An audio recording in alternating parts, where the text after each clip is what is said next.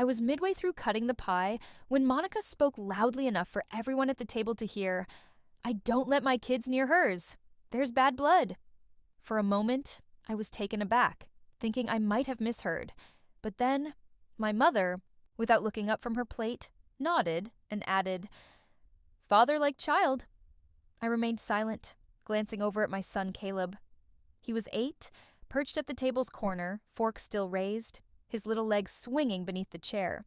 He had been quiet all evening as usual, coloring in a corner, being polite, and asking to be excused before leaving the table. He met my gaze, and I could see in his eyes that he had heard everything. Before I could respond, he stood up, his chair scraping the floor, drawing everyone's attention. He scanned the table, first looking at Monica, then my mother, then me, and said calmly and clearly, "If I'm the problem, then why did Daddy leave me a letter and not her?" That was it. No shouting, no tears, just those words. The whole table fell silent. Even Monica was at a loss for words.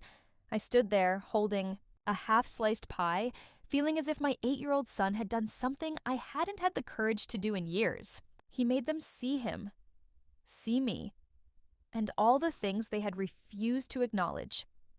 In that moment, I understood something.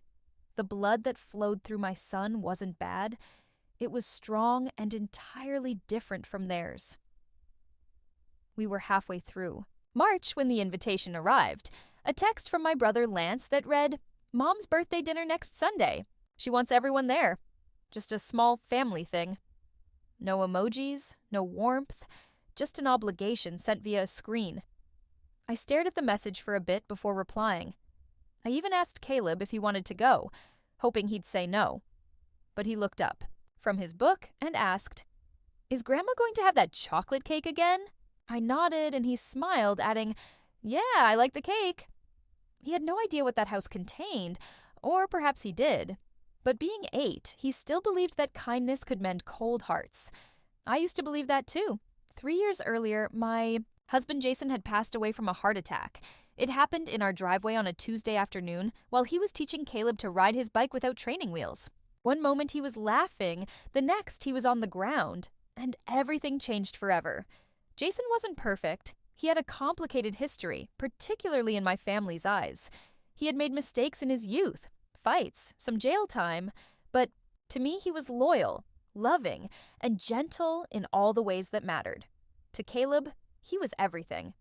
After the funeral, my family distanced themselves. They said the right things in public, but behind closed doors, I felt the shift. Phone calls became infrequent, invitations ceased. When I brought Caleb around, there was always an underlying distance. The cousins wouldn't play with him, and Monica would gather her kids the moment he entered the room. My mother avoided discussions about Jason, as if refusing to say his name could erase his existence. Still, I persisted, convincing myself that family was complicated and they were grieving in their own ways. I excused the silences, the stares, and the way Monica often referred to my marriage as that chapter. For the birthday dinner, I dressed Caleb in the shirt my mother had given him last Christmas. He'd never worn it before, not because he didn't like it, but because it still had the price tag attached, a forgotten gift in a bag of half-hearted effort. He looked great, though, bright blue with little airplanes across the chest. I even managed to get him to comb his hair. The drive took nearly 4 hours. The whole way, Caleb chattered about the cake, asking if Grandma would let him blow out the candles, too. I couldn't bring myself to say she might not even let him help cut it.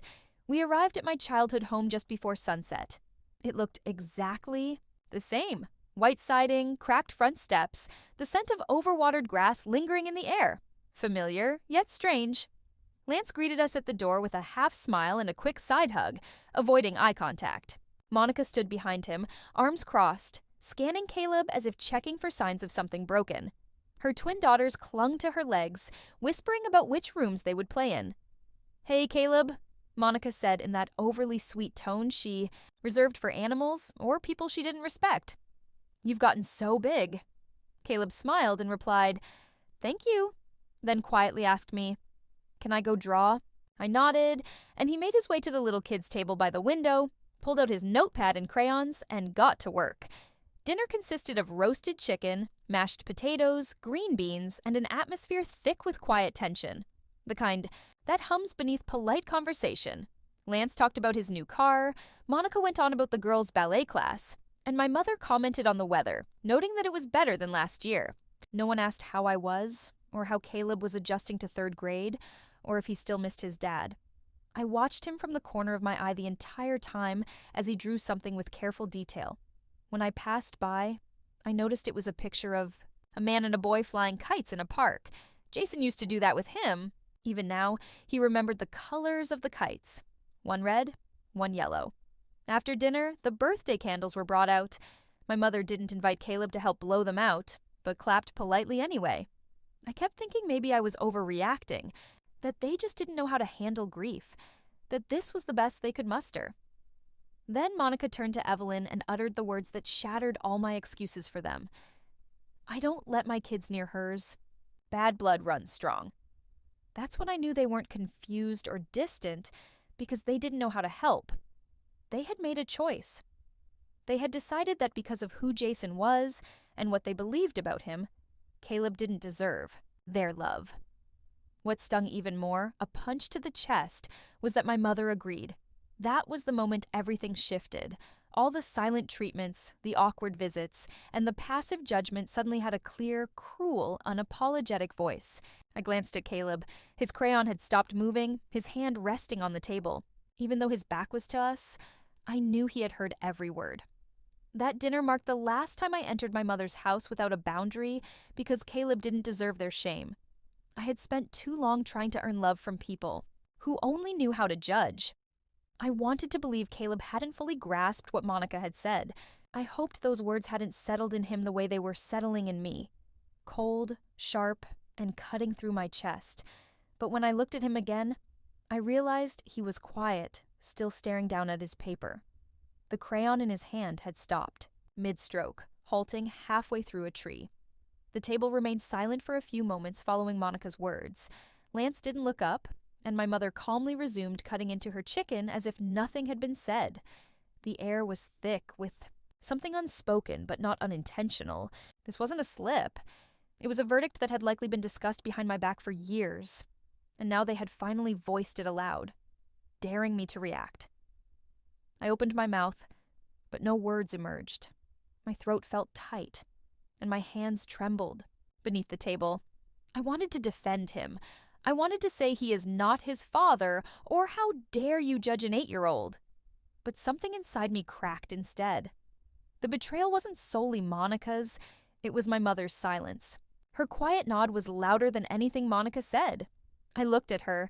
She didn't even glance my way, just reached for the salt. There was a story my mother used to tell when I was young about how I didn't cry immediately after being born. The doctor had to tap my feet and rub my back. She'd say, "You came into this world stubborn, holding your breath until you were ready." She used to tell that story with a smile. I hadn't thought about that story in years, but it resurfaced now, and I wondered if she still believed I was that same girl, someone who could be shaken into breathing, someone who would fall in line if pressed hard enough. I wasn't that girl anymore, but I wasn't ready to speak just yet either. I looked at Caleb once more. He was watching them now, not crying, not fidgeting, just observing, as if trying to comprehend who they truly were. Monica took another sip of wine, leaning back in her chair, her voice casual, as if explaining something perfectly reasonable. "I just think it's smart to be cautious. Kids absorb everything. And with Jason's history, well, you never know. What traits get passed on? Temperament, impulse. My girls are sensitive." I almost laughed. Not because it was funny, but because of how calmly she wrapped cruelty in fake concern, as if she were the only one thinking ahead, like she was the rational one in a room full of people too polite to admit what they believed. My mother still hadn't said a word to me, but then she added softly, almost like an afterthought, "He's very quiet, just like Jason, always watching, always in his head." It was then I realized something that shook me. They weren't merely judging Caleb, they were afraid of him, not because of anything he had done, but because of who his father had been. They had rewritten Jason into a cautionary tale, and now They were casting my son as the sequel. Caleb stood up. He didn't stomp or shout, didn't cry or run to me. He simply pushed back his chair, walked around the table, and stood between me and Monica. He was 8 years old, barely taller than the table, wearing a starched shirt with airplanes and a crown of soft brown curls that Jason used to brush back gently each night before bed. He looked up at Monica, then my mother, then back to me, and said, "If I'm the problem, then why did Daddy leave me a letter and not her?" The silence that followed was absolute. No one moved, no one spoke. Caleb turned to me and asked, "Can I show it to them?" I hesitated. The letter was sacred. Jason had written it the night before his heart stopped. I found it in the drawer of his nightstand with my name on the outside, but a note on the first page read, "For Caleb when the time is right." I had never shown it to anyone, neither my mother nor Lance, and definitely not Monica. But Caleb had read it, not just once. He had memorized every word. I gave a small nod. He reached into the little side pocket of his jeans and pulled out a folded piece of paper worn at the corners and a bit crinkled from being opened and closed too many times. He didn't hand it to anyone. He didn't read it aloud. He just held it up. "This is mine. Daddy left it for me because he knew people might say stuff. He told me not to listen. He told me to be better than what they say." Monica blinked rapidly. Her lips parted, but no sound escaped. My mother stared at the paper as though it were a ghost. Lance cleared his throat and finally looked at Caleb, really looked at him, for the first time that night. Then Caleb turned to me and quietly asked, "Can we go home now?" In that moment, I knew the true answer to Monica's question. The bad blood wasn't coursing through Caleb. It was sitting at that table, hiding behind wine glasses and birthday candles, cloaked in silence and control. I didn't respond to Caleb. Immediately. He had just asked if we could go home, standing before the people who were supposed to love him, holding that folded letter like it was armor. My hands remained in my lap, my mouth still closed, but something inside me was finally stirring. I looked at my mother. She was staring at the paper in Caleb's hand as if it had spoken aloud. She didn't blink. Monica shifted in her seat, adjusting her cardigan as if the silence made her uncomfortable. Lance looked from one face to another, waiting for someone else to speak first. No one did, so I stood up. I gently pushed my chair back and walked over to Caleb. I didn't say anything at first. I just crouched beside him, met his eyes, and nodded. That was all he needed. He slipped the letter back into his pocket, took my hand, and looked back at the table one last time, then said, "He wrote that letter to me because he knew who I was. You don't." We turned to leave, but my mother's voice interrupted the silence. "Amara, wait." I paused but didn't turn around. "You're misunderstanding us," she said. "Monica wasn't trying to be hurtful. She's just concerned for her kids." I turned then, not because I expected her to say something honest, but because I needed to look her in the eyes when I finally stated what I had held back for too long. "Concern doesn't sound like what I heard," I said. "Concern sounds like love. What I heard was judgment. What I saw was you nodding when someone called your grandson a danger." Monica leaned forward. No one said danger. "Bad blood," I said. "You said bad blood. You sat there and labeled an 8-year-old boy based on nothing but your opinion of his father, and you, Mom, you agreed. You didn't blink." "He has his father's temper," she said, quieter now, as if whispering made it more reasonable. "He watches too closely. He holds things in. That can be dangerous." My voice rose before I could stop it. "You want to talk about dangerous? You raised a son who won't speak up when his wife insults his sister's child at the dinner table. You raised a daughter who's been afraid to tell you the truth for 3 years. Jason had flaws. He owned them. He grew. He died trying to be a good man. A good father. He left a letter for Caleb because he knew one day you might try to make him feel like he was less." My hands trembled and I could feel Caleb's grip tightening around mine. Not out of fear, but as if he were giving me permission to finish what he had started. "I came here thinking I still owed you something," I continued. "Some part of me still wanted your approval, still thought maybe if I stayed quiet, if I kept showing up, you'd remember that I'm your daughter, that Caleb is your grandson, that love is supposed to come first." Monica stood up now, her voice tight. "Don't turn this into a scene." I looked at her, and for the first time in my life, I didn't feel afraid of what she thought of me. You made the scene the moment you decided my son wasn't good enough.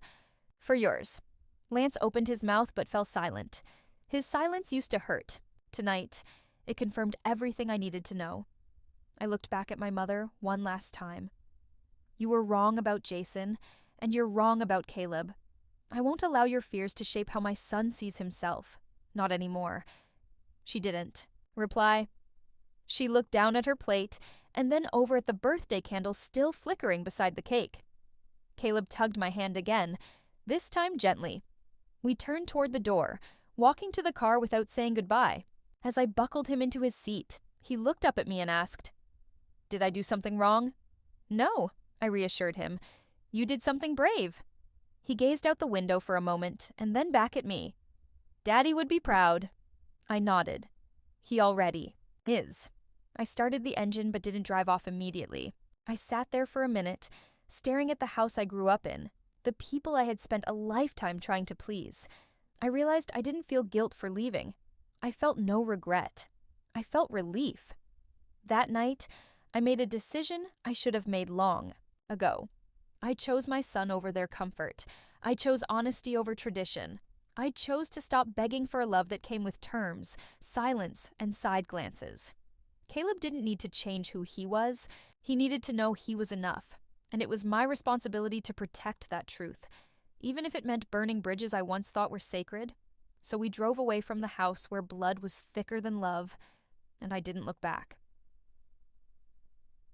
It wasn't until we were halfway down the highway that Caleb reached into his pocket and took the letter out again.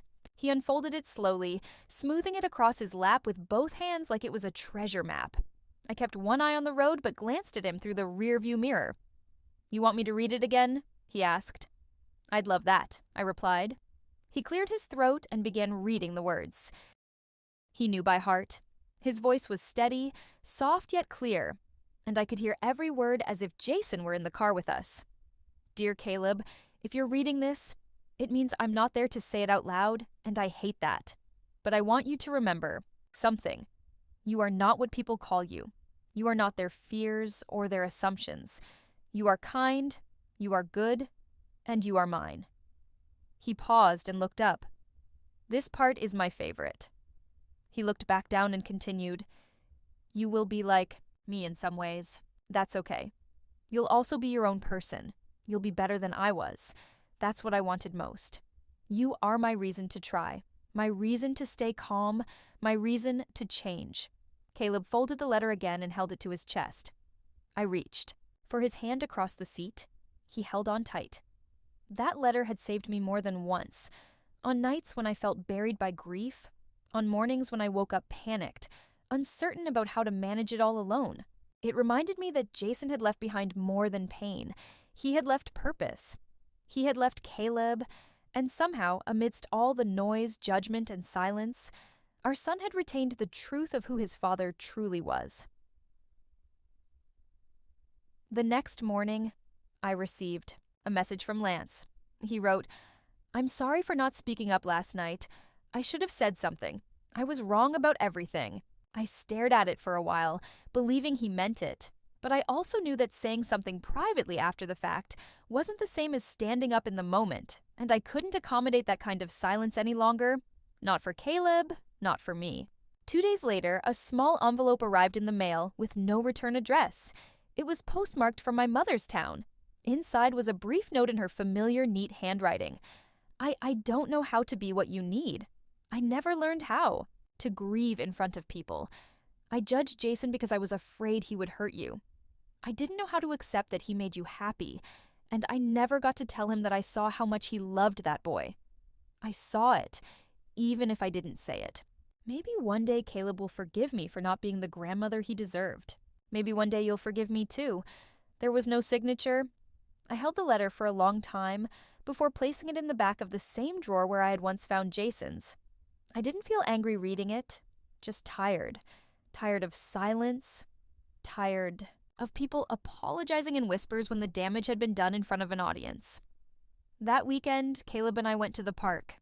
The weather was warm, with a soft breeze brushing against our faces. He brought his kite, the yellow one Jason had helped him pick out for his 5th birthday. It had sat in the closet for almost a year. When we finally got it into the air, Caleb ran across the grass, shouting and laughing, beaming with joy.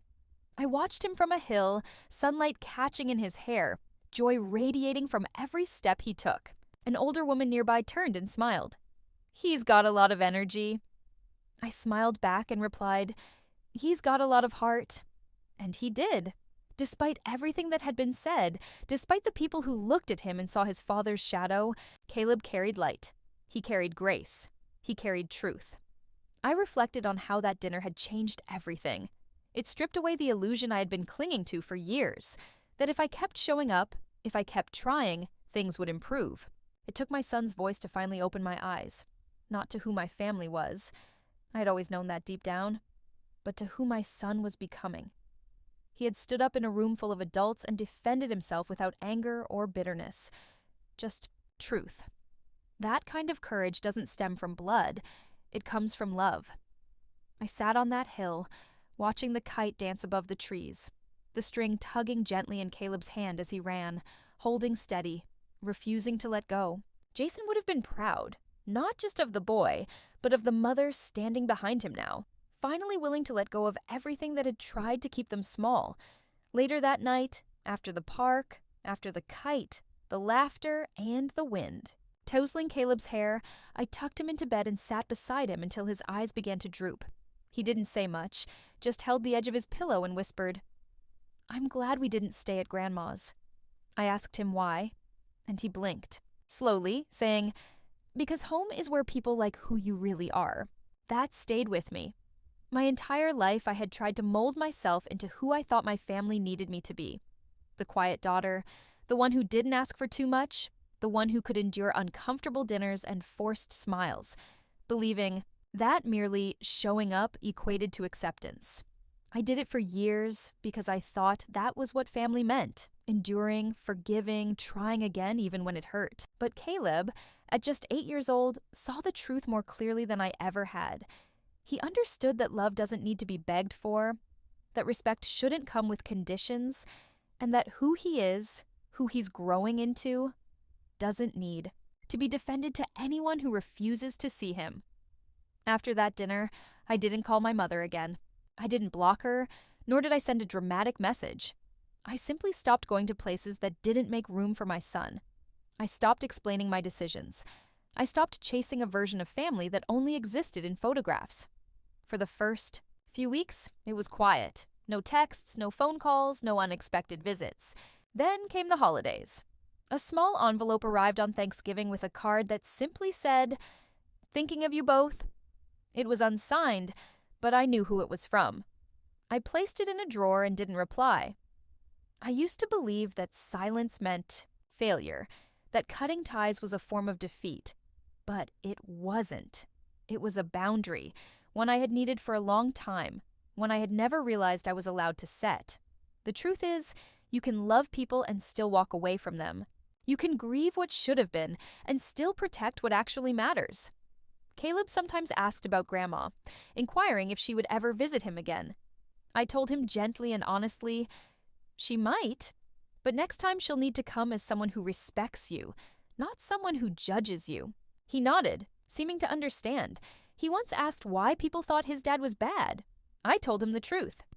"Because your dad made mistakes when he was young. He didn't grow up in a family that helped him be better. But when he met you, he changed. He learned to be gentle. He learned to show up. You helped him become someone good." Caleb smiled, and I realized I had helped him grow up. "Yes," I said. "You did." Jason may have passed when Caleb was just 5, but what he gave him was still alive. It lived in the way Caleb spoke with empathy, in how he listened, and in that letter, worn from being read and carried, a father's final gift to his son, a reminder that he was seen, that he was worthy, that someone believed in his future. And now, so did I. Not in a hesitant, fearful way, not in a manner that braced for judgment or hoped for outside approval, but in a steady, certain way. The way a mother believes in the one person she would fight the world to protect. The best part is, we didn't stay angry. We didn't build our lives around rejection. We didn't need to. Instead, we created new traditions. We held our own birthday dinners featuring Caleb's favorite mac and cheese. We celebrated small victories, spelling tests, losing a tooth, finishing a new book. We built a home where he never had to shrink himself to fit. And I grew too. I learned how to say no without guilt, how to say yes to peace, how to recognize when love turns into control, and how to walk away before it breaks you. I learned that the loudest moment in a mother's life isn't when she yells in defense. It's when she listens to her child and allows his truth to lead the way. That dinner wasn't the end of my relationship with my family. It was the beginning of clarity, the start of choosing presence over tradition, truth over pretense. Most importantly, it was the beginning of teaching my son every single day that his worth isn't defined by their fears or my silence. It's determined by how he treats others, how he carries himself, and how bravely he speaks when it matters most. The night he stood up at that table and asked, "Why did he leave me a letter and not her?" was the night I stopped fearing what they thought and began to become the mother he needed me to be. Not a quiet one, not a polite one, but a brave one. For him. Always for him. If this story touched you, if it reminded you of your own strength or someone you love, take a moment to share it. Someone out there needs to know they're not alone. Leave a comment below, tell me your story, or simply say hi. I read every single one. And if you believe in honest, real stories that don't sugarcoat life but still find the light in it, hit that like button. It helps more than you think. Don't forget to subscribe for more stories that speak the truth about family, healing, and learning to choose yourself without apology. Thanks for being here. I'm glad you stayed.